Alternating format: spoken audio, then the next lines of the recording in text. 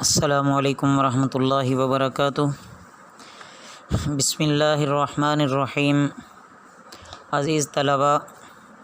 تفسیر کے آج کے سبق میں ہم وبالحق انزلناہ وبالحق نزل سے شروع کر رہے ہیں۔ توجہ کیجیے گا۔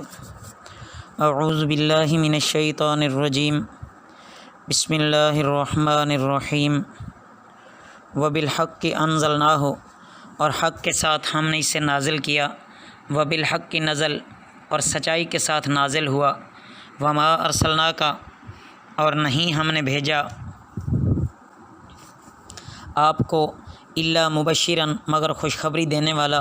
ونذیرا، اور ڈرانے والا، وقرآنا، اور قرآن، فرقناہ، ہم نے جدا جدا کیا، لتقرأہ علی الناس، تاکہ تم اسے پڑھو لوگوں پر، علی مکثن، ٹھہر ٹھہر کر، ونزلناہ، اور ہم نے اسے نازل کیا، تنزیلا، آہستہ آہستہ۔ قل، آپ صلی اللہ علیہ وسلم کہہ دیں، آمنوا بہ، اس پر تم ایمان لاؤ،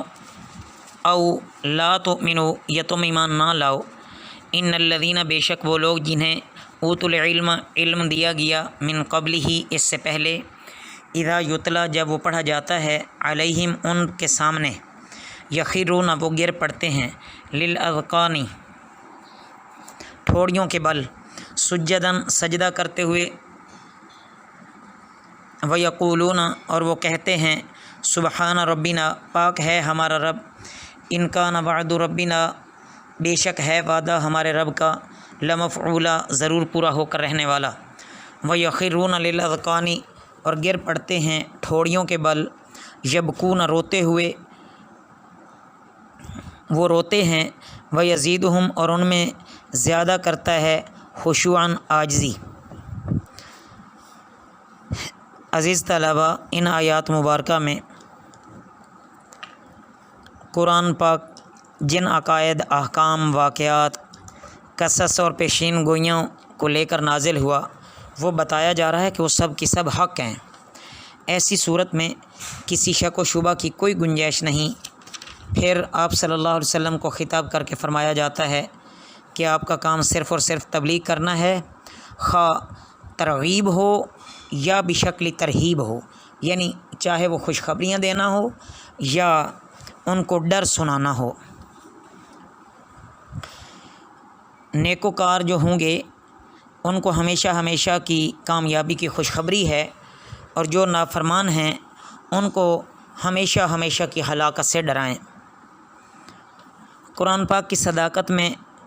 کفار مکہ کو ایک شبہ اور بھی تھا، جس کو اب بھی مخالفین اسلام بڑے زور کے ساتھ پیش کرتے ہیں، اور وہ یہ کہ قرآن مجید ایک دفعہ کیوں نہ نازل ہوا، تھوڑا تھوڑا کیوں اترا؟ تو جواب میں یہ فرمایا گیا کہ تدریجاً تدریجاً نازل ہونا، اس کی وجہ مصلحت جو ہے وہ تبلیغ ہے، کیونکہ قرآن پاک کے نازل کرنے سے اصل جو مقصد ہے وہ یہ ہے کہ اس کا اصلی مطلب سمجھ کر اس پر عمل کرنا ہے، اس پر عمل کرنا ہے۔ اگر یکدم نازل ہوتا تو اصل فائدہ دشوار ہو جاتا۔ باقی رسول کا کام تھا ہدایت نامہ پہنچانا، فرمانبرداروں کو خوشخبری دینا اور نافرمانوں کو ڈرانا، سو یہ کام پورا ہو گیا۔ اب ماننا نہ ماننا تمہارا کام ہے، نفع نقصان تمہارا ہے، مانو یا نہ مانو تمہیں اللہ نے اختیار دے دیا ہے۔ اس کے بعد عزیز طلباء، آخری آیت سجدہ کی آیت ہے، اس لیے سب پڑھنے اور سننے والوں پر سجدہ کرنا واجب ہے، اور سب حضرات دعا کے بعد ایک سجدہ تلاوت کر لیں، اور سجدہ تلاوت جس آیت پر بھی آتا ہے تو وہ ضروری ہوتا ہے سجدہ کرنا، اگر اس وقت نہ کیا جائے تو بعد میں، لیکن وہ ذمہ باقی رہتا ہے۔ کوشش تو کی جائے کہ اسی وقت ہی سجدہ تلاوت جب آتا ہے وہ آیت پڑھ کر اسی وقت سجدہ کیا جائے، ورنہ بعد میں جب بھی یاد آئے سجدہ ضرور کرنا چاہیے۔ قل ادعوا اللہ آپ کہہ دیں تم پکارو اللہ کو، ادعوا الرحمن یا تم پکارو رحمان کو، ایما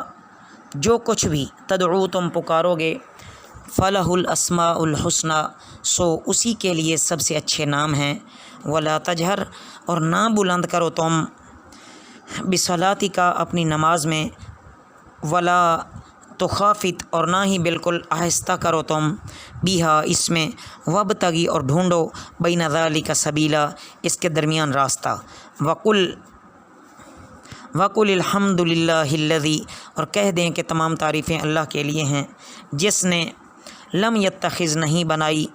ولدن کوئی اولاد، ولم یکن لہ اور نہیں ہے اس کے لیے شریکن کوئی شریک، فی الملک سلطنت میں، ولم یکن لہ اور نہیں ہے اس کا ولی کوئی مددگار، من الذل ذلت کے سبب، وکبرہ اور اس کی بڑائی بیان کرو، تکبیراً بہت ہی بڑائی بیان کرنا، من الذل ذل کہتے ہیں ذلت بھی یا کمزوری، کمزوری اس سے اچھا معنی ہے، کمزوری کے سبب۔ عزیز طلباء، جب ایک روز دعا میں آپ صلی اللہ علیہ وسلم نے یا اللہ یا رحمان فرمایا تو مشرکین نے سنا تو اعتراض کیا کہ محمد صلی اللہ علیہ وسلم ہم کو تو دو معبودوں کے پکارنے سے منع کرتے ہیں اور خود دو معبودوں کو پکارتے ہیں۔ اس پر آیت کا دوسرا حصہ ولا تجہر بصلاتک کے سبب نزول کی یہ روایت ہے کہ مکہ مکرمہ میں جب آپ نماز میں بلند آواز سے قرآن پڑھتے تو مشرکین جنہیں قرآن کے سننے سے نفرت تھی وہ آپ صلی اللہ علیہ وسلم اور اللہ تعالیٰ اور حضرت جبرائیل علیہ السلام کی شان میں گستاخی کرتے، اور جو یہ پہلے ہے نا کہ خود تو دو معبودوں کو پکارتے ہیں، اس پر آیت کا پہلا ٹکڑا نازل ہوا، قل ادعوا اللہ او ادعوا الرحمن، اور جو یہ آیت کا دوسرا حصہ ہے ولا تجہر بصلاتک، تو اس کے بارے میں یہی فرمایا جا رہا ہے کہ یہ جب قرآن سنتے، پہلے تو یہ سنتے نا مشرکین مکہ، اور جب یہ آ کر سنتے تو ان کے سننے کا مطلب جو ہوتا تھا وہ استہزاء کرنا ہوتا تھا کہ یہ سن کر پھر استہزاء کرتے تھے۔ بہرحال عزیز طلباء، رہا مشرکین کا اعتراض کہ ہم کو دو معبودوں کے نام لینے سے منع کیا جاتا ہے اور خود اللہ کے سوا دوسرے رحمان کو بھی پکارتے ہیں، تو اس کے جواب میں فرمایا کہ اللہ اور رحمان ایک ہی ذات کے دو نام ہیں، تم اس کو اللہ کہہ کر پکارو یا رحمان کہہ کر پکارو، بات ایک ہی ہے، اور اس کے علاوہ بھی اللہ تعالیٰ کی متعدد صفات ہیں اور ہر ایک صفت کے لحاظ سے اس کا علیحدہ نام ہے۔ باقی آگے مشرکین جو بلند آواز سے قرآن پڑھنے پر گستاخی کرتے تھے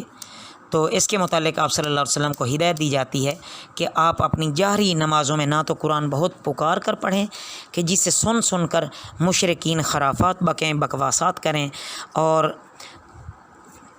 نہ بالکل ایسا پڑھیں کہ نمازیوں کو بھی سنائی نہ دے، بلکہ دونوں کے درمیان ایک متوسط طریقہ اختیار فرمائیں۔ خلاصہ یہ ہے کہ سورت کی ابتدا سبحان اللہ سے ہوئی اور آخری آیت الحمدللہ سے شروع ہوئی ہے اور اللہ اکبر کے مفہوم پر ختم ہوئی ہے، اور بیچ کا مضمون صاف لا الہ الا اللہ پر دلالت کرتا ہے۔ تو اس طرح یہ سورت اللہ کی توحید، اللہ کی معرفت کے متعلق ہے، جس کے مفہوم کا خلاصہ یہ چند کلمات ہوئے، سبحان اللہ والحمدللہ ولا الہ الا اللہ واللہ اکبر۔ آگے ہے عزیز طلبہ سورۃ الکہف، یہ بھی مکی صورت ہے۔ اس صورت کے پہلے ہی رکوع میں کہف کا لفظ آیا ہے، اس لیے علامت کے طور پر اسی کو صورت کا نام دے دیا گیا۔ کہف کے معنی ہوتے ہیں وسیع پہاڑی غار، اور اصحاب کہف کے معنی ہوئے غار والے۔ مطلب یہ ہے اس وقت جو مسلمان ستائے جا رہے تھے ان کو اصحاب کہف کا قصہ سنایا گیا تاکہ ان کی ہمت بندھے اور انہیں معلوم ہو کہ اہل ایمان اپنا ایمان بچانے کے لیے پہلے بھی کیا کچھ کر چکے ہیں۔ کچھ ایسے سوالات جو آپ صلی اللہ علیہ وسلم سے 3 سوال یہود مدینہ نے کو مشرکین مکہ کو بتائے، انہی میں سے ایک یہ بھی ہے کہ جا کر پوچھو کہ اصحاب کہف کے متعلق کہ وہ کون تھے اور ان کا کیا واقعہ ہے۔ تو یہ واقعہ اسی کی طرف جواب میں اشارہ فرمایا جا رہا ہے کہ اللہ رب العزت نے آپ صلی اللہ علیہ وسلم کو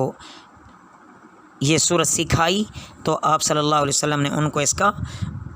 تفصیل سے جواب فرما دیا۔ جس طرح اللہ رب العزت نے اصحاب کہف کو ایک مدت دراز یعنی 300 سال سے کچھ اوپر تک نیند سلا کر پھر ان کو زندہ کر لیا، تو اس طرح اس کی قدرت سے دوبارہ قیامت میں تمام انسانوں کو زندہ کر کے اٹھانا یہ کوئی بعید بات نہیں ہے جس سے کفار انکار کرتے تھے۔ بہرحال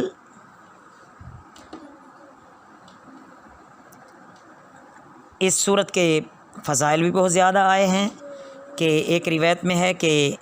حضرت علی رضی اللہ تعالیٰ عنہ سے جو منقول ہے کہ رسول اللہ صلی اللہ علیہ وسلم نے فرمایا جو شخص جمعہ کے دن سورہ کہف پڑھ لے وہ 8 دن تک ہر فتنے سے محفوظ رہے گا، یعنی اگلے جمعے تک، اور اگر دجال نکل آئے تو یہ اس کے فتنے سے بھی محفوظ رہے گا۔ اسی طرح اور بھی احادیث میں بہت زیادہ فضائل آئے ہیں، تو کوشش کرنی چاہیے کہ ہر جمعہ سورہ کہف کی تلاوت کرنی چاہیے۔ سورہ کہف پوری کی پوری ایک وقت میں نازل ہوئی،